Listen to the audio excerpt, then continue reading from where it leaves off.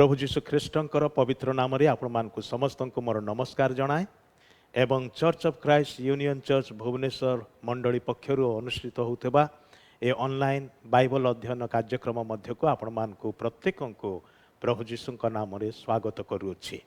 आपण माने नियमित आम मानकरे बाइबल अध्ययन कार्यक्रम रे जोग दउछंती सेतिपा आपण मानक निकटरे आम माने बहुत बहुत धन्यवादी अटु। आम माने दुखित जे मझिरे किछि समय व्यवधान हो गला विभिन्न कार्यक्रम थिबारु विभिन्न अनिवार्य कारण हेतु आउ बाइबल अध्ययन कार्यक्रमटी आपण मानक निकटरे पहुँचेबारे विलंब होइथिबारु आम माने बहुत बहुत दुखित अटु। किंतु एबे ठारु आम माने निश्चय प्रति अल्टरनेटिव वेडनेसडे रे बा बुधवार दिन आम माने ए अध्ययन को जारी रखिबा। आम माने आशा करू आपण माने निश्चय सेथिरे जोग देबे एवं आम मानकर ए बाइबल अध्ययन कार्यक्रम द्वारा आशीर्वाद प्राप्त हेबे। प्रभु आम मान को समस्त को आशीर्वाद करंतु। आसंत आम माने आगो को बढ़िया पूर्वरु प्रभुंकर निकटवर्ती हवा प्रार्थना करिबा। जीवित पिता परमेश्वर धन्यवाद करुचु, प्रशंसा करुचु आम मान को अनुग्रह रे आउ गोटे सुजोग देइच तुमर पवित्र वाक्यर अध्ययन करबा निमंते। प्रभु आम मानकर निजर बुद्धि ज्ञान यथेष्ट नुहे। आम माने तुम चरण तले निज निज को समर्पण करुचु। प्रभु तुमर शिष्य शिष्या भाव में तुमर चरण तले बसी शिक्षा लाभ करुवा छात्र छात्री भाव में तुमरी आत्मा ही आम मानकर शिक्षक अटंती।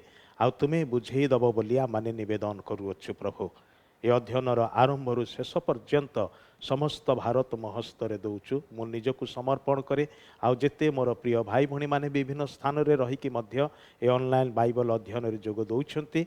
प्रभु तुमे से मान को मध्य प्रत्येक को आशीर्वाद कर।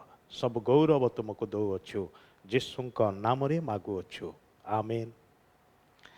आसंतु प्रभुंकर गौरव करी गोटे गीतटी बोलिबा एवं तद्वारा निज निजर मन हृदय को मध्य ए अध्ययन निमंते प्रस्तुत करिबा।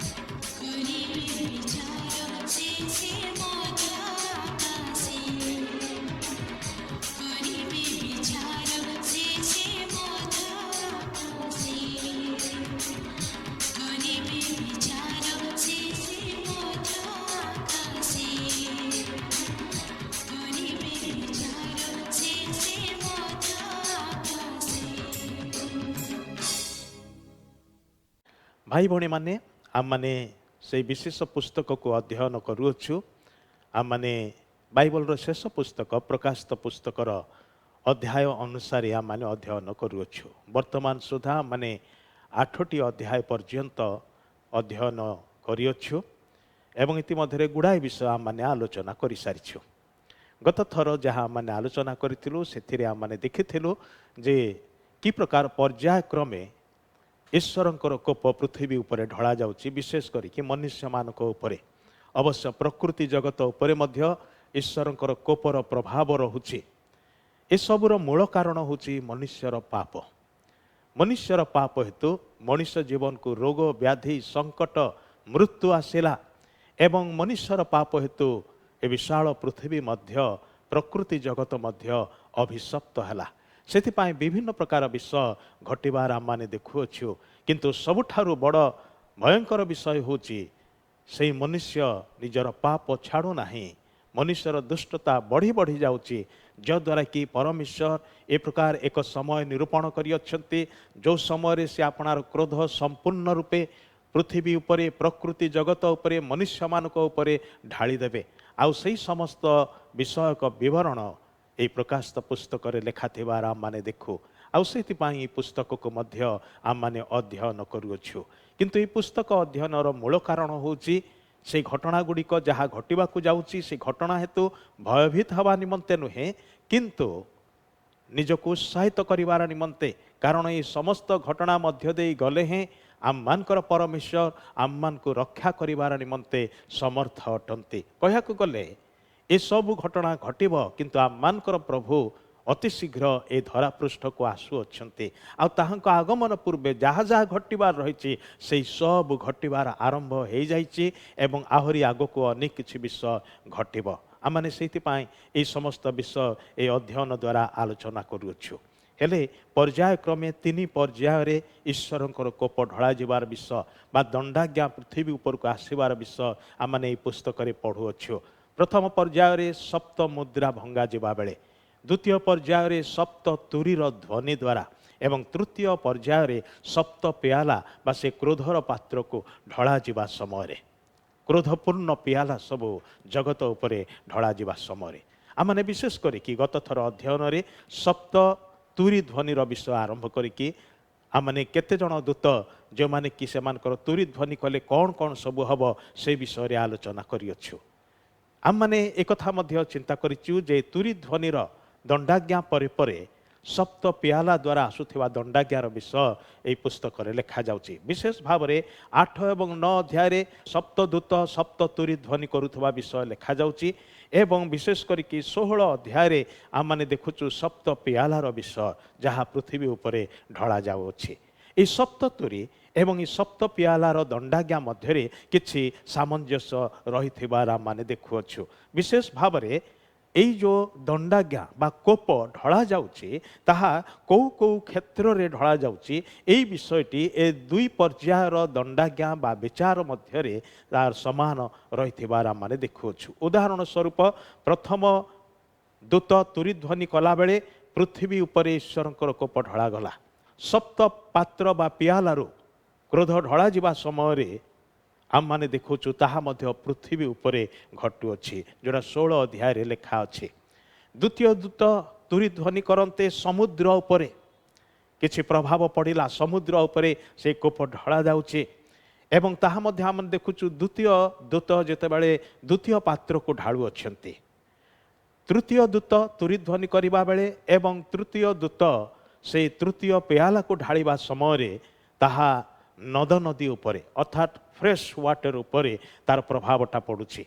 तापरे चतुर्थ दूतर तुरी ध्वनि एवं चतुर्थ प्याला ढला जिबा समय आउ सेथिर प्रभाव आकाश मंडल रे देखा जाउछि। पुणी पंचम दूतर तुरी ध्वनि एवं पंचम दूतंकर हस्तरु ढला जाउथिबा से प्यालार दंडाज्ञा ताहा मानव जाति उपरे पड़ुछि, मनुष्य मानक उपरे पड़ुछि। पुणी आम मैंने षष्ठ दूत तुरी ध्वनि करिया गले कौन हम से विषय आम मैंने आज निश्चय चिंता करिबा। आउ ताहा एक सैन्य बाहिनी विषय प्रकाश करे से विषयटा मध्य षष्ठ प्याला ढला जिबा समय आउ से प्रकार घटियो बोली लिखा जाउछि। पुणी सप्तम दूत तुरी ध्वनि कले एवं सप्तम दूत सप्तम पात्र को ढालिले से क्रोधान्वित जातिगण बा देश समूह ईश्वरंकर विरोधी होइकी क्रोध करुवा विषय लेखा जाउछि। तेबे एई सबु एक सामंजस्य एक समानता आम माने देखुअछु। एई विचार गुड़िक विशेष करके एई सप्त तुरीर ध्वनि एवं सप्त पेयालार विचार गुड़िक एगुड़ाक मिसर देश रे हजार हजार वर्ष पूर्वर परमेश्वर घटैथिबा मिसर प्रति दिया जाइथिबा से 10टी दंडर सांगे से खाप खाउछि। तार किछि सामंजस्य रहुछि। काहेकि से प्रकार होउछि मूल कारण होउछि एया जे मिसरर राजा से कालर राजा फारो जहा कहिथिले ईश्वरंक विरुद्ध रे आजिर लोक माने मध्य ताहा ही कहउछंती। से कौन कहिथिले से कहिथिले सदाप्रभु किए जे आम्भे ताहांकर सेवा करिबा। आजिर लोक माने मध्य ताहा ही कहउछि। कहया गले प्रत्यक्षरे हो किबा परोक्षरे हो एही ईश्वर किए जे आमे ताहांकु मानिबो, ईश्वर किए जे आमे ताहांकर सेवा करिबो। भाई भणी माने आम माने एक कथा भूली जिबा उचित नुहे। आपण एवं मु आम माने जे होना काहेके से एकमात्र ईश्वरंक द्वारा सृष्ट मनीष अटो। से आम मानकर परमेश्वर अटंती। प्रत्येक मनुष्य ताहांकु भय करिबा आवश्यक अटे। सेटा होची मनुष्य जीवनर सार विषय। ईश्वरंकु भय करिबा, धर्माचरण करिबा, न्यायाचरण करिबा, दया भल पाइबा, नम्र भावरे गमनागमन करिबा एहा सदा प्रभु आपणक ठारु मो ठारु अपेक्षा करन्ते। किंतु जदि मनुष्य उद्धत होइकी से जदि से ईश्वर को अग्राह्य करिब, अस्वीकार करिब एवं हेय ज्ञान करिब एवं कहिब जे ईश्वर किए जे मु तांको कथा मानिबी। भाई भणी माने आजिर समाजर अवस्था को देखंतु, व्यक्तिगत जीवन को देखंतु, परिवार गुड़ी को देखंतु, अबाध्यता एवं अबाध्यता केते शीर्ष को केते चरम सीमारे पहुंची जाइछि। आ तार प्रभाव समाज रे परिवार मान करे आम माने देखुअछु, विद्यालय मान कर देखुअछु। आजिर पिला माने मध्य अबाध्यता को सहजरे आदरी नउछंती, आज्ञावहता शिखिबा को पसंद करुनाहांती। बड़ मान को जीवन रे हो, सान मान को जीवन रे हो, छोट पिला किबा युवा युवती को जीवन रे हो, अबाध्यता सते जेमती कि पूरा आड्डा बसई की रहिछि। भाई भणी माने आउ सेथिपाई एई विभिन्न पर्यायर ईश्वरंकर कोप जेतले पृथ्वी रे ढळा जाउछि आउ सेतेबेले भयंकर परिणाम सबु आसुछि। 8 अध्याय रे आम माने देखिथिलु एई सप्त तुरीधारी दूत सप्त तुरी को फुंकिबा पूर्वरु बजेइबा पूर्वरु तार प्रस्तुति विषय आउ से समय लिखा जाउछि स्वर्ग रे नीरवता एवं तापरे आम माने देखुछु स्वर्ग रे निवेदन, स्वर्ग पृथ्वी रे निवेदन। नीरवता छाईगला एवं तापरे स्वर्ग रे एवं पृथ्वी रे प्रार्थना उत्सर्ग करागला। आम माने एई सब विषय को गत थर आलोचना करि सारिथिलु। आज आम माने विशेष करके 9 अध्याय को चिंता करिबा, कारण 8 अध्याय शेष भागरे उत्कृष्ट पक्षी उड़ी उड़ी कहला जे हाय पृथ्वी संतापर पात्र। आउ 3टी दूत तुरी ध्वनि करिवे, आउ 3टी भयंकर संताप आसुअछि। से सतर्क करि दैथिले आउ से विषय कहिके आम माने शेष करथिलु। आज 9 अध्याय रे आम माने ए तुरीधारी दूत मानकर तुरी बजेवा विषय को आउ थरे आग को बढ़िबा। जेतेबेले ए दूत माने अवशिष्ट दूत माने तुरी ध्वनि करू अछंती, सेही समय रे भयानक सैन्य दल को उन्मुक्त करा जाउछि। आउ सेतेबेले से माने पृथ्वी रे मनुष्य मान को उपरे दंडाज्ञा साधन करिवार निमंते बाहरी जानती। 2टी भयंकर सैन्य दल आउ से मानकर विषय रे ए 9 अध्याय रे प्रकाश करा जाउछि। हेले प्रथमे आमाने देखु 9 1 पदरे तत्परे पंचम दूत तुरी ध्वनि करन्ते महाकाशरु गोटे नक्षत्र पृथ्वी परे पतित हबार देखिली, ताहाको पाताल कुंडर चाबी दियागला। से सही पाताल कुंड फिटान्ते सेथिरु बृहत भाटीर धूम परी धूम उठेला। आउ सही पाताल कुंडर धूम हेतु सूर्य पुणी आकाश अंधकाराच्छन्न हेला। धूम मध्यरु पंगपाଳ बाहर होई पृथ्वी के आसिले, सेमानको पृथ्वीर बिच्छार शक्ति परी शक्ति दियागला। कहूँ गले एक पदर आरंभ करके 12 पद पर्यंत जहाँ मु पूरा हूँ तो पढ़िली ना केवल प्रथम आ 3टी पद मात्र पढ़िली आपण अन्य पद गुड़ाक निजे केतबेले पढ़ी नेबे। तेबे इठी आमार देखुचु जे पाताल कुंडरू एक सैन्य दल को उन्मुक्त करा जाउची खोला जाउची से माने सही समय पर्यंत बंद करी रखा जाई अछंती आ से मानको बाहर को जीवा पाई छाड़ी दिया जाउची। अतल कुंड आक्षरिक भाव में पाताल कुंड अटे। यह भूत प्रेत मानकर बासस्थली बोली लूक आपना विवरण रे लिखती विशेष करके 8 पर्वर 31 पदरे सेठारे शैतान को 1,000 वर्ष पर्यंत बंद करी रखा जिवो बोली जोहन ए प्रकाशित पुस्तकर शेष आड़ को प्रकाश करते। भंड ख्रीष्ट सही गर्तरू उठी आसिब जहाँ मध्य प्रकाशित 11 अध्याय एवं 17 अध्याय रे लिखा जाउची। एई जो अतल कुंड बा पाताल कुंड यह अग्निमय ह्रद नुहे जहाँ कि आम माने नरक बोली जानू किंतु एटा से नरकर एक अंश बोली कहाजिब। नरक शैतान एवं तार पतित दूत मानकर निमंते प्रस्तुत करा जायछि।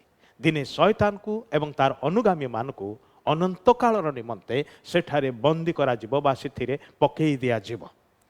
मात्र एई जो स्थानटी यह से प्रभुंकर अधिकार र परिसर मध्य थिबा एक ए प्रकार एक गर्त जहाँ को कि पाताल कुंड बोलिकी कहा जाउछि। आउ से भयानक सैन्य दल भयंकर कार्य करने उद्देश्य रे सेठारे बंदी अवस्था रे रखा जाई अछंती। आकाशरु पतित नक्षत्र सेरा गोटे नक्षत्र नुहे किंतु जड़े व्यक्ति को बुझाए से होचंती पाताल कुंडर दूत। आउ ए सैन्य दल जहाँ ए पाताल कुंड रे बंदी करी रखा जाइछंती से मानकर राजा बोलिकी अध्याय रे लिखा जाउछि। से व्यक्तिर क्षमता अच्छी किंतु संपूर्ण क्षमता नाही कारण ताकू गोटे चाबी दिया जाउछि। ए पाताल कुंड खोलिबार निमंते चाबी काठी ताकू दिया जाउछि। से निज इच्छा रे ताहा खोली पारिबो नाही। जदिबा सेठारे बंद करी रखा जाइथिबा से महासैन्य दलर से राजा बोली कहा जाउछि मात्र तार सेतिकी क्षमता नाही जे जेतेबेले से चाहिबो से मान को से उन्मुक्त करिबो। दया करिकी मने रखंतु जे ईश्वर होउछंती सर्वाधिपति परमेश्वर द ओनली सॉवरेन गॉड। से सर्वाधिपति परमेश्वर ताहांको उपरे केही नाही एवं ताहांकर अधीन रे बाकी सबु किछि अटे। इवेन शैतान मध्य ईश्वरंकर अधीन रे अटे। से निज इच्छा रे किछि करि पारिबो नाही।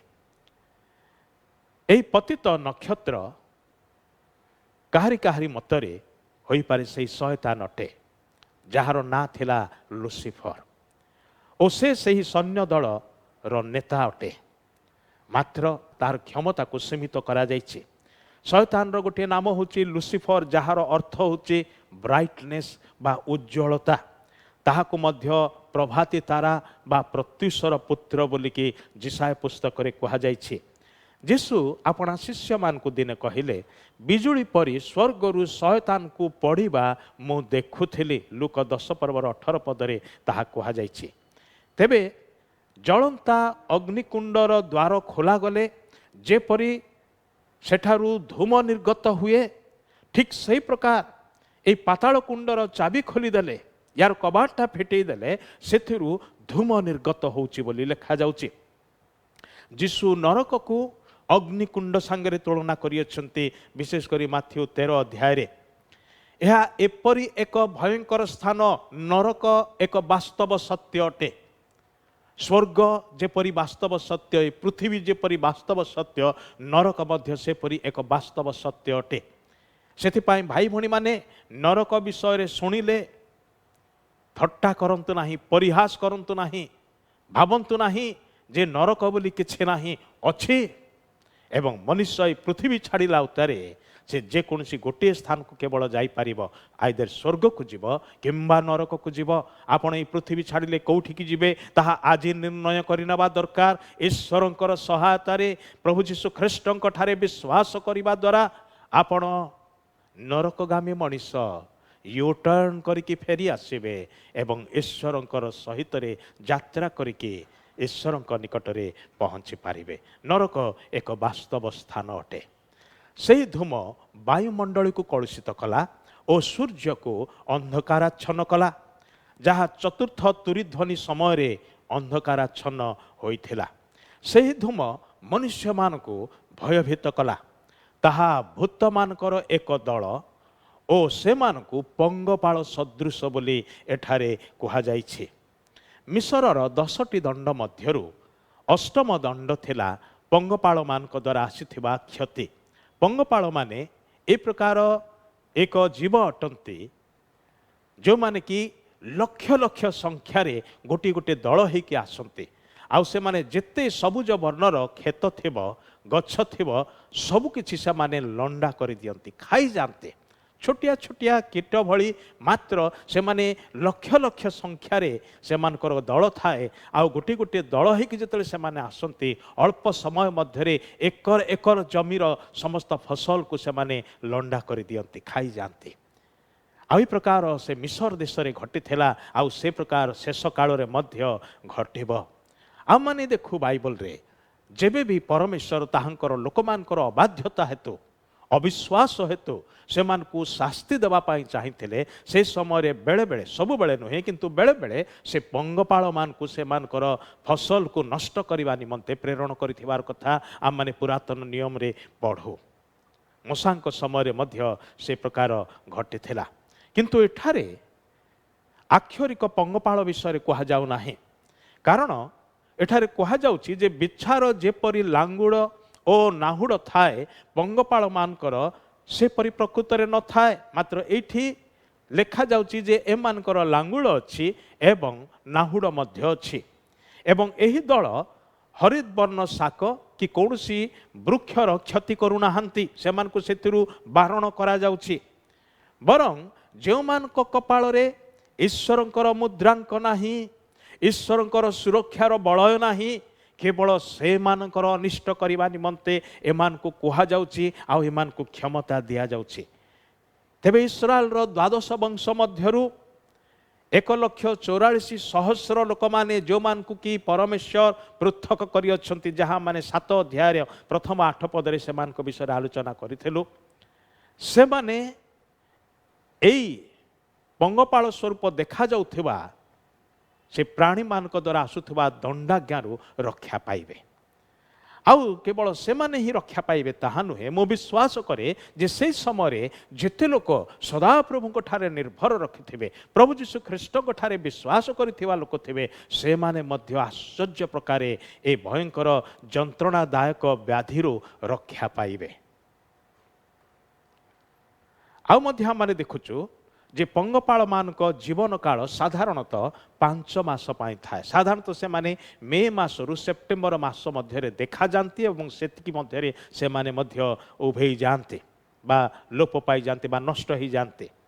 आउ एठी मध्य लिखा जाउची जे जो दंडाज्ञाटा घटिब मनुष्य मानक उपरे जंत्रणा आसीब ताहा 5 मासर निमंते बोली कहा जाउची। एथिर गोटे विषय आम माने देखुचु जे परमेश्वर ए दंडर समय को निरूपण करी अछंती। आउ ताहांक दया हेतु से समय को उणा करी अछंती बा अल्प करी अछंती। 5 वर्ष करी नाहांती, 5 मास केवल करी अछंती। सेही समय रे जंत्रणा एते दारुण हब जे मनुष्य माने मृत्युर अन्वेषण करिवे, मरिबा को चाहिबे, किंतु परितापर विषय होची, आश्चर्य विषय होची मरण सेमान को देखा देब नाही। मरिबा पाई चाहिए मरी पारिबे नाही। वर्तमान समय रे लोक माने होय तो सहजरे आत्महत्या करुछन्ते, बंचिबा को इच्छा न करिके, कौनसी कौनसी चापरे पड़िके, निराश हताश होइके, उपाय शून्य आशाहरा होइके। मात्र सेते बेले को कई आत्महत्या करिया पाई चाहिए भी करि पारिबो नाही, कारण मृत्यु पलायन करिबो। जेते से माने मरणर पाखक जीवा पाई चेष्टा करुथिबे सेते दूर को मृत्यु पलायन करिबो। अंततः से 5 मासर समय मध्यरे होइतो केही मृत्युवरण करिबे नाही। एही भूतमानकर बाह्य रूपर विवृत्तिरु जना पड़ुछि जे से माने शक्तिशाली एक सैन्य दल अटंते।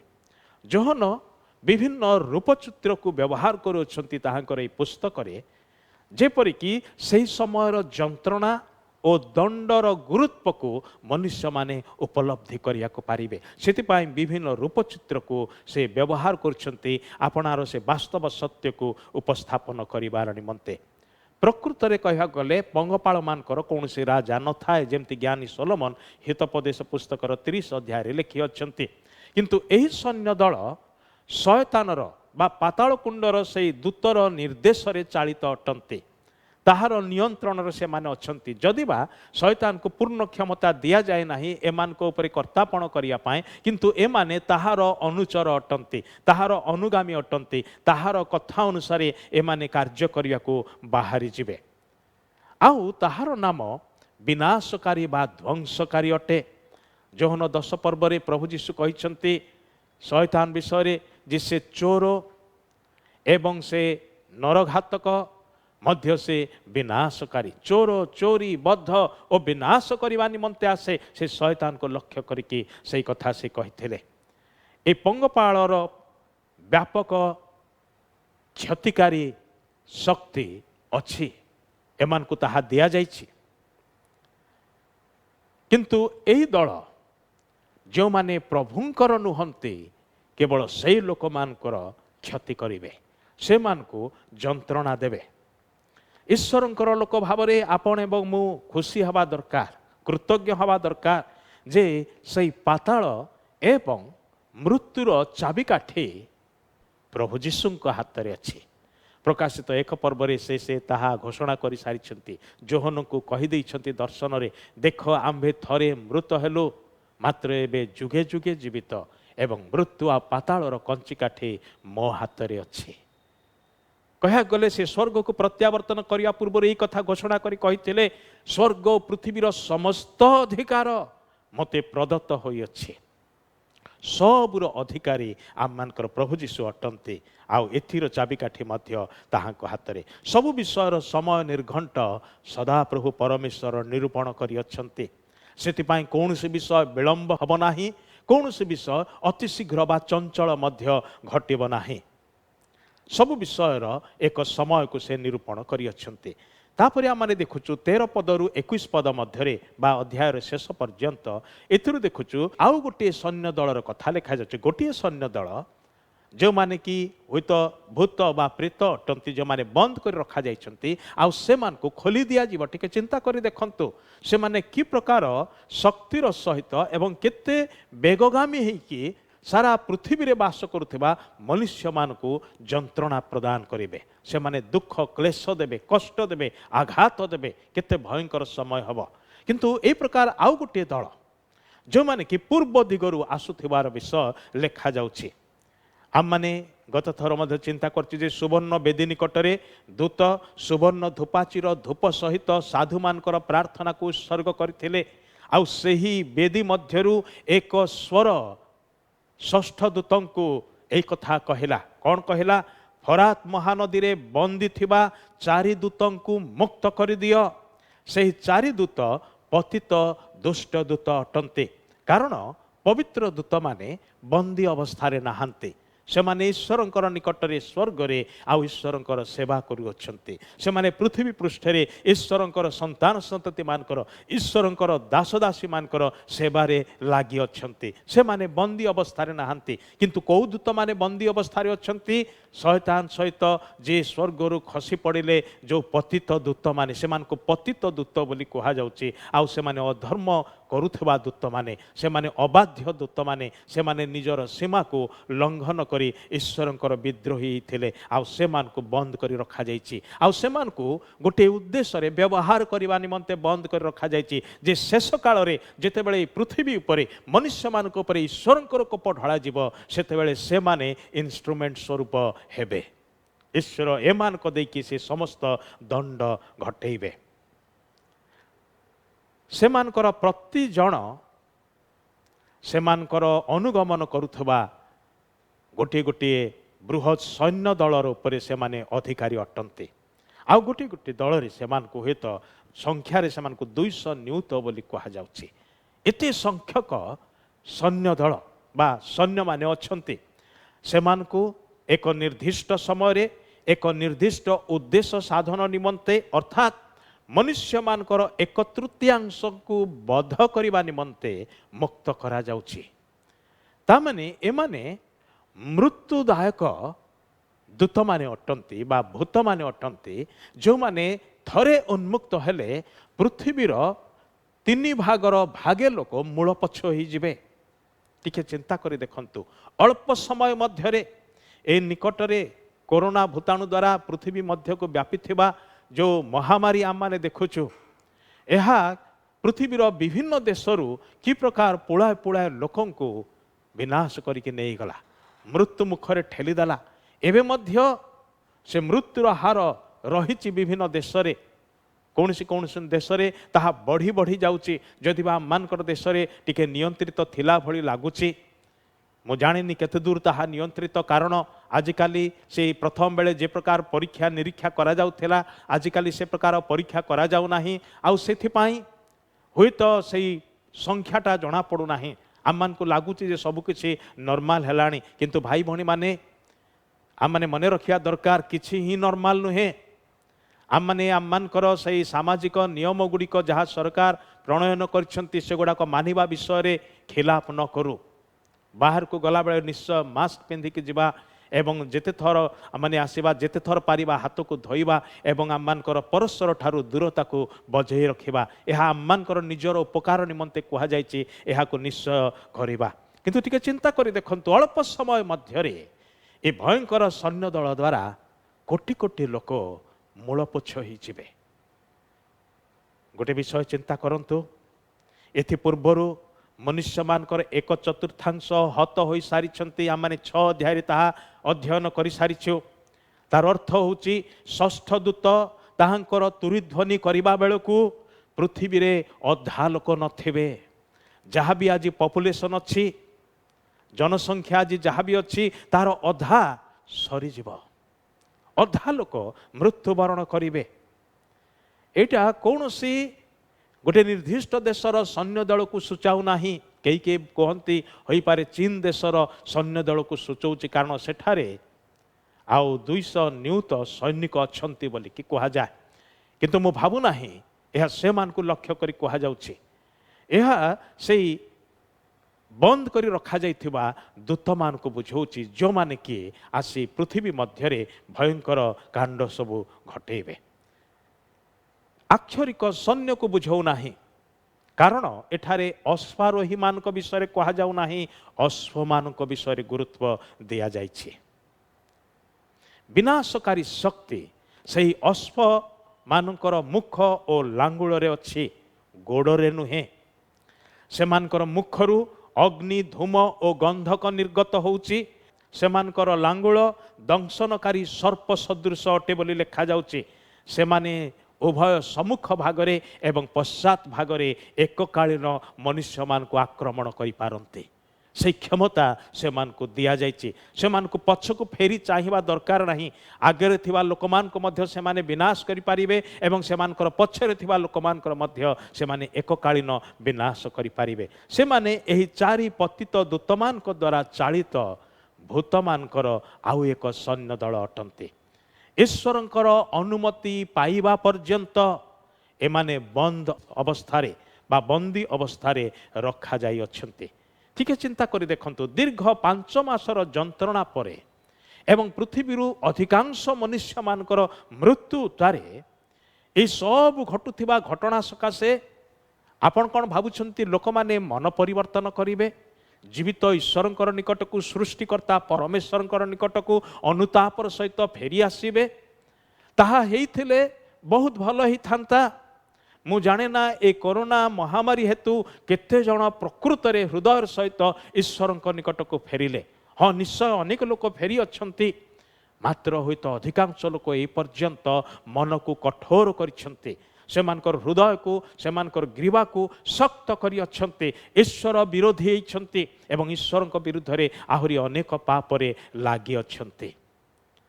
शेष काल में से प्रकार हम जिते भयंकर घटना मान घटब आखि आगे निजर लोक मान को मरुथबार से माने देखिबे, युवा युवती माने छोट पिला माने मृत्युवरण करिवार देखिबे। ସେତେବେଳେ ବି ମନୁଷ୍ୟମାନେ କଠିନ ଚିତ୍ତ ହେବେ, ଗର୍ବୀ ଆଉ ଅହଙ୍କାରୀ ହେବେ, ଈଶ୍ୱରଙ୍କୁ ଭୟ କରିବେ ନାହିଁ କିମ୍ବା ଈଶ୍ୱରଙ୍କୁ ମାନିବେ ନାହିଁ, ବରଂ ଓଲଟି ଈଶ୍ୱରଙ୍କ ବିରୁଦ୍ଧରେ ଅଭିଯୋଗ କରିବେ, ଈଶ୍ୱରଙ୍କର ନିନ୍ଦା କରିବେ ବୋଲି ଲେଖାଯାଉଛି। ସେଥିପାଇଁ ଭାଇ ଭଉଣୀମାନେ, ଏଇ ଯେଉଁ ଦଣ୍ଡାଜ୍ଞା ଗୁଡ଼ିକ, ଏଇ ଯେଉଁ କୋପ ସବୁ ଢଳା ଯାଉଛି ପୃଥିବୀ ଉପରେ, ମନୁଷ୍ୟମାନଙ୍କର ଉପରେ, এইଗୁଡ଼ାକ ପ୍ରତିକାର କରିବା ନିମନ୍ତେ ନୁହେଁ, ଏହା ପ୍ରତିକାରକାରୀ ନୁହେଁ, ଏହା ହେଉଛି ପ୍ରତିଫଳ ଦେବାର ବିଷୟ ଅଟେ। ମନୁଷ୍ୟମାନଙ୍କର ଦୁଷ୍ଟତା ଅଧର୍ମାଚରଣ ସକାଶେ ପରମେଶ୍ୱର ପ୍ରତିଶୋଧ ନେଉଅଛନ୍ତି ଏବଂ ପ୍ରତିଫଳ ଦେଉଅଛନ୍ତି। ଏହାଦ୍ୱାରା ଦୁଇଟି ବିଷୟ ଆମେ ଦେଖିପାରୁଛୁ। ଗୋଟିଏ ବିଷୟ ହେଉଛି ପରମେଶ୍ୱର ତାହାଙ୍କର ନିୟମକୁ, ତାହାଙ୍କର ବ୍ୟବସ୍ଥା, ତାହାଙ୍କର ଆଜ୍ଞାକୁ ସେ ସବୁବେଳେ ଯେମିତି ଉଚ୍ଚରେ ରଖିଅଛନ୍ତି, ଏହି ସମୟରେ ମଧ୍ୟ ସେ ଉଚ୍ଚରେ ରଖନ୍ତି। ତାହାଙ୍କର ଆଜ୍ଞା ଅମାନ୍ୟ କରାଯାଇପାରିବ ନାହିଁ। ଯଦି ତାହାଙ୍କର ଆଦେଶକୁ ଅମାନ୍ୟ କରାଯାଏ ତାହେଲେ ତା ପାଇଁ କଠୋର ଦଣ୍ଡ ସୁନିଶ୍ଚିତ। ଗୋଟିଏ ରାଜ୍ୟ ବା ଗୋଟିଏ ଦେଶର ଆଇନକୁ ଯଦି ଆପଣ ଉଲ୍ଲଂଘନ କରନ୍ତି ତା ପାଇଁ ଦଣ୍ଡ ଅଛି।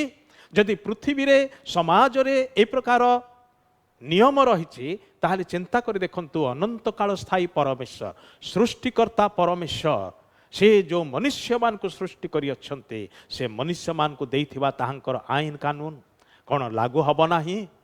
ଭାଇ ଭଉଣୀମାନେ, ଆମମାନେ ଦେଶର ଆଇନକୁ ମାନୁ, ଆମମାନଙ୍କର ରାଜ୍ୟର ଆଇନକୁ ମାନୁ, ଆମମାନେ ଏକ ଆରେକ ଦ୍ୱାରା ହେଇଥିବା ନୀତି ନିୟମକୁ ମାନୁ, କିନ୍ତୁ କେବେ ମାନିବା ଈଶ୍ୱର ଦେଇଥିବା ଆଇନ କାନୁନକୁ? କେବେ ମାନିବା ଈଶ୍ୱରଙ୍କର ଆଜ୍ଞା ସବୁକୁ?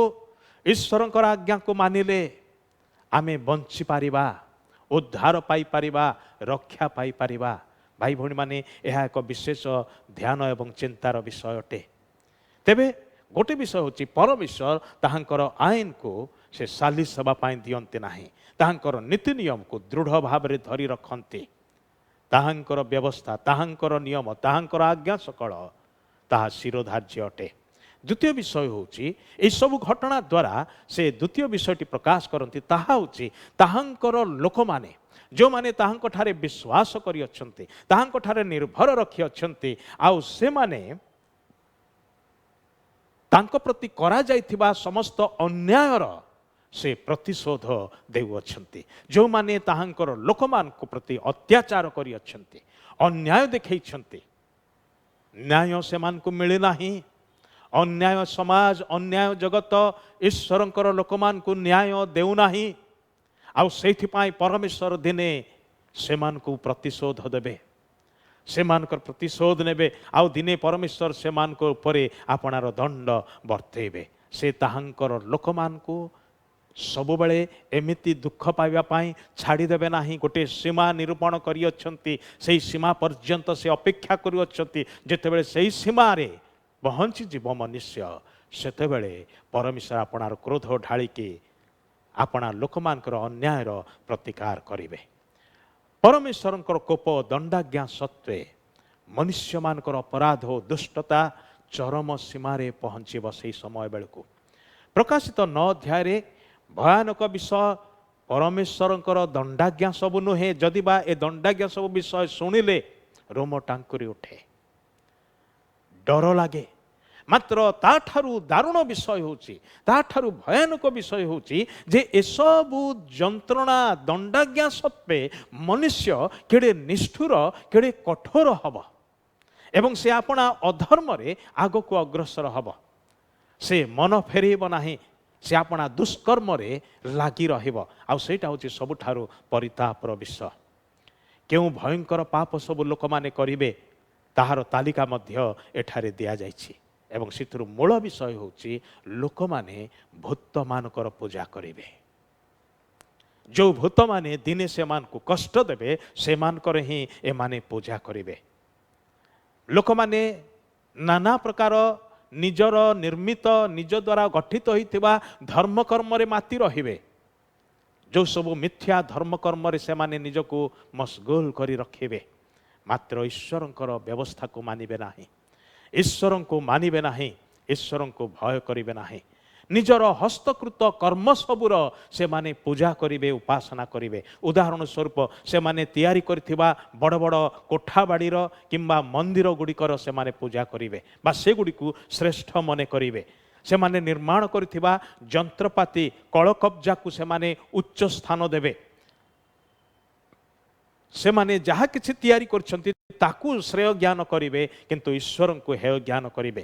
ସେମାନେ ନିର୍ମାଣ କରିଥିବା ନଗର ସବୁକୁ, କଲୋନୀ ସବୁକୁ ସେମାନେ ଉଚ୍ଚ ସ୍ଥାନ ଦେବେ, ସେଗୁଡ଼ିକର ଉପାସନା କରିବେ। ସେମାନଙ୍କର ହସ୍ତ ନିର୍ମିତ ପ୍ରତିମା ଗଣର ସେମାନେ ପୂଜା କରିବେ। ମୃତ ପାପୀମାନେ ମୃତ ଦେବତାର ପୂଜା କରିବେ। ସେମାନେ ସତ୍ୟ ଈଶ୍ୱରଙ୍କୁ ଅଗ୍ରାହ୍ୟ କରିବେ ଏବଂ ଶୟତାନ ଓ ତାହାର ପ୍ରତିମା ମାନଙ୍କର ପୂଜା କରିବେ। ହତ୍ୟା, ଚୋରି, ବିଭିନ୍ନ ପ୍ରକାର ଯୌନ ସମ୍ବନ୍ଧୀୟ ଅନୈତିକତା ଭୟଙ୍କର ଭାବରେ ବ୍ୟାପକ ଭାବରେ ବୃଦ୍ଧି ପାଇବ। ଆଉ 21 ପଦରେ, ଶେଷ ପଦରେ ଯେଉଁ ତାଲିକାଟି ଅଛି ସେଥିରୁ ଗୋଟିଏ ଶବ୍ଦ ହେଉଛି କୁହୁକ ଶବ୍ଦ। ଆଉ ତାର ଅର୍ଥ ମଧ୍ୟ ନିଶାସକ୍ତ ବା ନିଶା ଦ୍ରବ୍ୟକୁ ପ୍ରୟୋଗ କରିବା, ବ୍ୟବହାର କରିବା। ଆଉ ସାଧାରଣତଃ ଭୂତମାନଙ୍କର ପୂଜାରେ ନିଶା ଦ୍ରବ୍ୟ ସବୁ ବ୍ୟବହାର କରାଯାଏ। ପ୍ରତିମା ପୂଜା ଦ୍ୱାରା ମନୁଷ୍ୟମାନେ ପରମେଶ୍ୱରଙ୍କ 10 ଆଜ୍ଞାର ପ୍ରଥମ 2ଟି ଆଜ୍ଞାକୁ ଉଲ୍ଲଂଘନ କରନ୍ତି। ନରହତ୍ୟା କରିବା ଦ୍ୱାରା ଈଶ୍ୱର ଦେଇଥିବା 10 ଆଜ୍ଞାର 6ଠ ଆଜ୍ଞାକୁ ଉଲ୍ଲଂଘନ କରନ୍ତି। ଚୋରି କରିବା ଦ୍ୱାରା 8ମ ଆଜ୍ଞାର ଉଲ୍ଲଂଘନ କରନ୍ତି। ପରଦାର ଓ ବ୍ୟଭିଚାର କରିବା ଦ୍ୱାରା 7ମ ଆଜ୍ଞାର ଉଲ୍ଲଂଘନ କରନ୍ତି। ତାହା ଅପରାଧ ଓ ଅଧାର୍ମିକତାର ଯୁଗ ହେବ। ପ୍ରତ୍ୟେକ ମନୁଷ୍ୟ ସ୍ୱେଚ୍ଛାଚାରିତାରେ ଜୀବନ କାଟିବାକୁ ପସନ୍ଦ କରିବ, କିନ୍ତୁ ପରମେଶ୍ୱର ଆପଣା ସଂକଳ୍ପକୁ କାର୍ଯ୍ୟକାରୀ କରୁଅଛନ୍ତି। ମନୁଷ୍ୟର ଅଧର୍ମ କିମ୍ବା ଶୟତାନର ଚକ୍ରାନ୍ତ ଈଶ୍ୱରଙ୍କର ସଂକଳ୍ପକୁ ରୋକିପାରେ ନାହିଁ, ବ୍ୟର୍ଥ କରିପାରେ ନାହିଁ, ବଦଳେଇ ପାରେ ନାହିଁ। ପରମେଶ୍ୱର ଯାହା କହିଅଛନ୍ତି, ଯାହା ସଂକଳ୍ପ କରିଅଛନ୍ତି ତାହା ନିଶ୍ଚୟ ସେ ସାଧନ କରୁଅଛନ୍ତି, କରିଥିଲେ, କରୁଅଛନ୍ତି, ଆଉ କରିବେ ମଧ୍ୟ। ତେବେ ଭାଇ ଭଉଣୀମାନେ, ସେହି ପରମେଶ୍ୱର ଯେଉଁ ବାକ୍ୟ ଦ୍ୱାରା ଆମମାନଙ୍କୁ ସଚେତନ କରୁଅଛନ୍ତି, ତାହାଙ୍କୁ ଭୟ କରିବା, ତାହାଙ୍କୁ ମାନିବା, ତାଙ୍କଠାରେ ବିଶ୍ୱାସ କରିବା ଏବଂ ନିର୍ଭର ରଖିବା, ତାହାଙ୍କର ପୂଜା ଆରାଧନା କରିବା, ତାହାଙ୍କୁ ପ୍ରେମ କରିବା, ଭକ୍ତି କରିବା, ତାହାଙ୍କର ଲୋକ ଭାବରେ ବଞ୍ଚିବା। ଏହି ଜଗତରେ କେବଳ ନୁହେଁ, କିନ୍ତୁ ଆସନ୍ତା ଜଗତରେ ମଧ୍ୟ, ଅନନ୍ତ କାଳରେ ମଧ୍ୟ ଆମମାନେ ତାହାଙ୍କର ଲୋକ ଭାବରେ ବଞ୍ଚିପାରିବା ଯଦି ସେ ଦେଇଥିବା ମାଧ୍ୟମକୁ ଆମମାନେ ଗ୍ରହଣ କରୁ।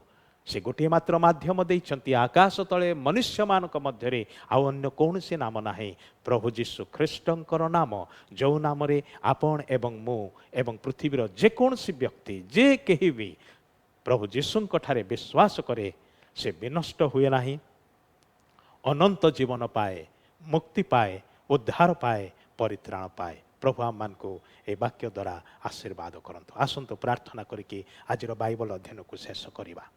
ସ୍ୱର୍ଗସ୍ଥ ପିତା, ତୁମର ଧନ୍ୟବାଦ କରୁଛୁ। ଦୟା ଅନୁଗ୍ରହ କରି ତୁମର ବାକ୍ୟ ଦ୍ୱାରା ଆମମାନଙ୍କୁ ତୁମେ ଶିକ୍ଷା ଦେଇଅଛ। ତୁମର ବାକ୍ୟରେ ଆହୁରି ଅନେକ ବିଷୟ ଅଛି, ଆମେ ସବୁକିଛି ପୁଙ୍ଖାନୁପୁଙ୍ଖ ଭାବରେ ଆଲୋଚନା କରିବାକୁ ପାରିନାହୁଁ, କିନ୍ତୁ ସେହି ପୁସ୍ତକ ସବୁ ପଢ଼ିବା ସମୟରେ, ଅଧ୍ୟାୟ ସବୁ ପଢ଼ିବା ସମୟରେ ହେ ପବିତ୍ର ଆତ୍ମା, ତୁମେ ଆମମାନଙ୍କୁ ଶିଖାଅ, ବୁଝେଇ ଦିଅ। ଯେତେ ଭାଇ ଭଉଣୀ ଏ ବାଇବଲ ଅଧ୍ୟୟନରେ ଯୋଗ ଦେଲେ ପ୍ରତ୍ୟେକଙ୍କୁ ତୁମେ ଆଶୀର୍ବାଦ କର। ଆଗାମୀ ଦିନମାନଙ୍କରେ ତୁମର ଆଗମନର ପାଇଁ ପ୍ରଭୁ, ଆମମାନେ ଯୁଗାନ୍ତ ସମୟରେ ଯେ ଅଛୁ, ଭୟଙ୍କର ଘଟଣା ସବୁ ଘଟିବାକୁ ଯାଉଅଛି, ସେଥିପାଇଁ ଆପଣ ଆପଣାକୁ ସଜାଡ଼ିବା ପାଇଁ ସାହାଯ୍ୟ କର। ପ୍ରାର୍ଥନା ଶୁଣିଲ, ଧନ୍ୟବାଦ ଦେଇ ଯୀଶୁଙ୍କ ନାମରେ ଏହି ସାମାନ୍ୟ ପ୍ରାର୍ଥନା ଉତ୍ସର୍ଗ କରୁଅଛୁ, ଆମେନ୍। ଏତେବେଳେ ପିତା ଈଶ୍ୱରଙ୍କର ଗଭୀର ପ୍ରେମ, ପ୍ରଭୁ ଯୀଶୁ ଖ୍ରୀଷ୍ଟଙ୍କର ଅସୀମ ଅନୁଗ୍ରହ ଓ ଦୟା, ପବିତ୍ର ଆତ୍ମାଙ୍କର ଶାନ୍ତି, ଶକ୍ତି, ସୁମଧୁର ଶିକ୍ଷା ଓ ଚେତନା ଏବେ ପୁଣି ସଦାବେଳେ ଆମମାନଙ୍କ ପ୍ରତ୍ୟେକଙ୍କ ସାଙ୍ଗରେ, ସାରା ବିଶ୍ୱରେ ଥିବା ଖ୍ରୀଷ୍ଟାଶ୍ରିତ ପ୍ରତ୍ୟେକ ଭାଇ ଭଉଣୀଙ୍କ ସହିତରେ ରହି ସାହାଯ୍ୟ ଓ ଉପକାର କରନ୍ତୁ, ଆମେନ୍। ସମସ୍ତଙ୍କୁ ନମସ୍କାର, ବହୁତ ବହୁତ ଧନ୍ୟବାଦ ଆଜିର ଅଧ୍ୟୟନରେ ଯୋଗ ଦେଇଥିବାରୁ। ଆସନ୍ତା ଥର ଆମମାନେ ପରବର୍ତ୍ତୀ ଅଧ୍ୟାୟକୁ ଅଧ୍ୟୟନ କରିବା। ଦୟାକରିକି ପାଠ କରି ଆସିଥିବେ। ପ୍ରଭୁ ଆପଣଙ୍କୁ ଆଶୀର୍ବାଦ କରନ୍ତୁ।